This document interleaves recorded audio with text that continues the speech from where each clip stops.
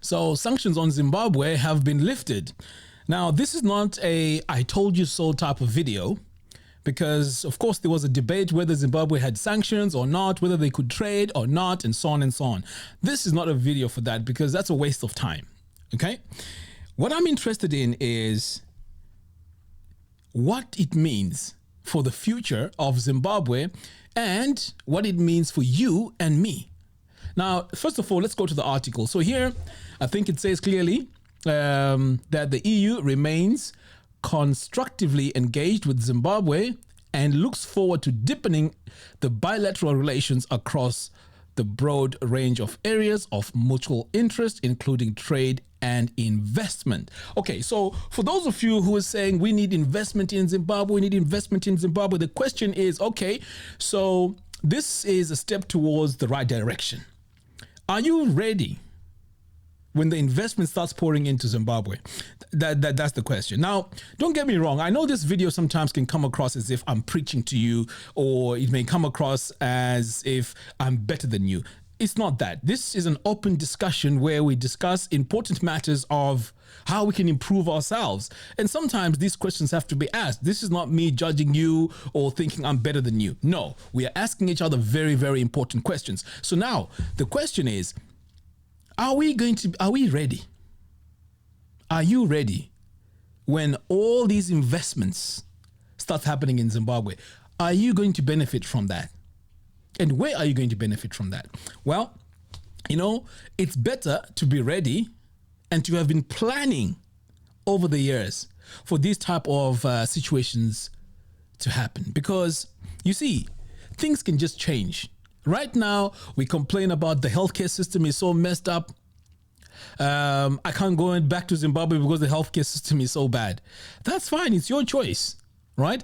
And no one is going to debate anyone over that, because that's a personal choice. Some say, well, you know what? Zimbabwe has very bad roads. Do you know that some of these things that we are saying we'll never go and retire in Zimbabwe, or we never go back to Zimbabwe, they can be done over a very short period of time. Look at Burkina Faso. The developments happening in that country, they're happening so fast. But it's a country which was pretty much war-torn. So the question is, are you ready when those type of situations come through?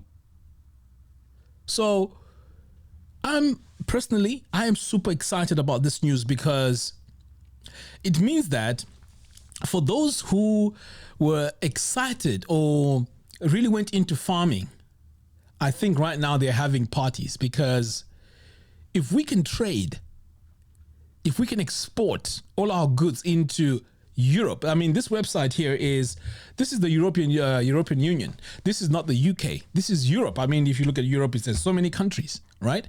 This is not just the UK. And I think the UK has also lifted the embargo as well, but it's pretty much going to be the same thing. Same government, sanctions lifted. Now we can trade. And just not so long ago, Zimbabwe was also named one of the best tourist countries to go to by Forbes.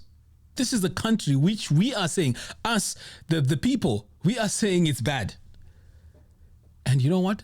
The people who are not Zimbabweans are saying, no, actually it's good. These are the people who are saying, you know what, let's do trade. You know what, this is a very good tourist country.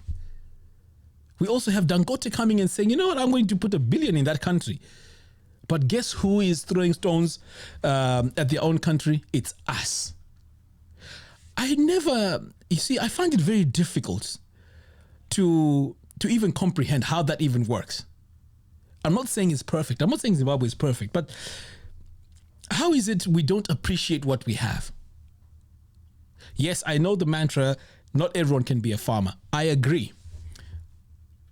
But one thing we have to realize is that idea of not everyone can be a farmer is never, and not suggesting that you should go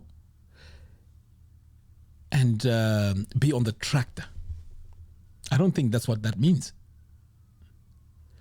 It means you own the thing, you run the operations, and you have people working for you.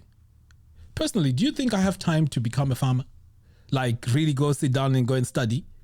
I don't. I will just hire people with the right expertise. But that's the area that I'm in. Why is farming? There's a comment I read earlier on my channel talking about this farming thing is a fad. Why can't people go into IT services? Well, you know what? In a country like Zimbabwe, right? Who's your target audience? I mean, if you do your market research, who is buying those IT services? You see, sometimes we like throwing around these words, these fancy words, right? Who's buying those services? I was on the ground in Zimbabwe for 2 years straight. And I tried to sell my web design services. But reality quickly, struck when I asked myself, who is going to agree to a website design for 5,000? Because I'm not going to design a website for less than 5,000. It's not even worth my time. Absolutely not. So who has that money? Big companies. But how many of them? So that's just in an area of marketing and web design. Okay, which IT services are we talking about, really, that you want to do in Zimbabwe? So sometimes we throw around these fancy words, but when we do the actual research on the ground, we'll realize that the demand is not really there. It's something Zimbabweans can do without. Because for the most part, the sector that is running Zimbabwe right now is the informal sector, and it doesn't need IT services. Or it needs it, but you want to go in and introduce, let's say, shipping services like Amazon.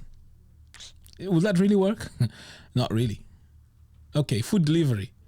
That's going to be bound to, very few areas, and that's it. Can you really invest thousands and thousands of dollars in infrastructure, IT infrastructure, for servicing the low density areas alone? Doesn't work. So let's be realistic.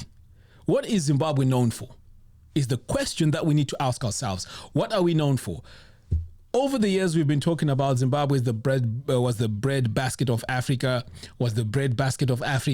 Zimbabwe has lithium. Zimbabwe has gold. Zimbabwe has all these minerals, right? That's what we're known for. So that's the area that even the EU is interested in. That area that you're saying, farming is one of the worst things. I don't want to do farming. Not everyone can be a farmer. No one is advocating for everyone to be a farmer. But if you want to make money and you want to make deals with these guys, the European Union and anyone who wants produce, that's where the money is. Because that's what Zimbabwe is known for. It's not known for IT. Zimbabwe is not known for IT. Zimbabwe is not known for accountancy services. No, it's not known for that. And besides, if anyone wants real serious accountancy firms, I wouldn't go to just a, quick out of the box small company. No, I'll go for a proper company. So that red tape that was there has been now removed. And that is exciting news. And in Zimbabwe, we have this huge advantage because, AI is everywhere. We're not going to have AI food anytime soon. We can have genetically modified, but AI food, no. So that's an industry that, yes, you may hate it, but it's an industry that's going to be there for a very long time. And this is why these sanctions have been lifted, because they realize that, you know what, that country has a lot of potential. We are losing out. And not only in the farming sector, but in the mining sector. So my question now is, are we ready for the investments that are going to be there in Zimbabwe? Where are we going to be? Are we still going to retire in the UK? Because what's our excuse going to be now? Over the years, we've been saying sanctions, sanctions, sanctions. Now, okay, they've been lifted. Now what? You'll find that the people that were singing and dancing about sanctions, sanctions, sanctions, with this change, their life won't even change a bit. It won't. Because what I realized in life is When you are someone that gives up easily and you complain a lot, usually this is a deflection from the main the main problem.